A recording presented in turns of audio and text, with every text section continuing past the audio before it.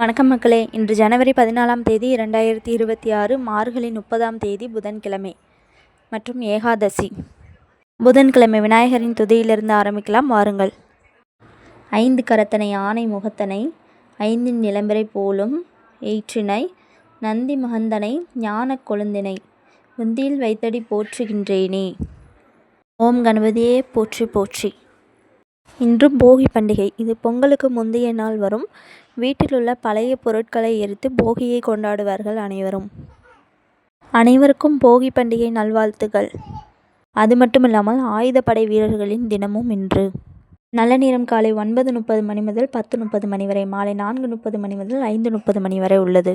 கௌரி நல்ல நேரம் காலை 10:30 மணி முதல் 11:30 மணி வரை, மாலை 6:30 மணி முதல் 7:30 மணி வரை உள்ளது. யமகண்டம் காலை 7:30 மணி முதல் 9 மணி வரை.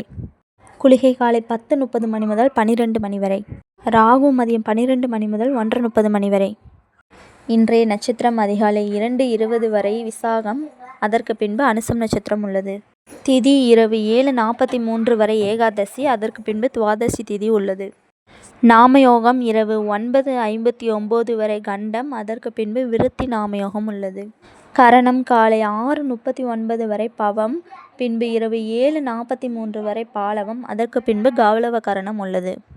சந்திராஷ்டமம் அதிகாலை 2:20 வரை ரேவதி, அதற்கு பின்பு அஸ்வினி நட்சத்திரத்திற்கு சந்திராஷ்டமம் உள்ளது. எனவே இந்த 2 நட்சத்திரக்காரர்களும் பார்த்து கவனமாக இருப்பது நல்லது. இன்றைய பொன்மொழி: எப்போதும் தன்னம்பிக்கையை மட்டும் இழக்கக்கூடாது. அவருடைய வாழ்க்கையில் எந்த சூழ்நிலையிலும் தன்னம்பிக்கையை மட்டும் இழந்துவிடக்கூடாது. தன்னம்பிக்கையை மட்டும் இழந்து விடாமல் எந்த காரியத்தையும் செய்தால் நல்லதே நடக்கும், வெற்றியே.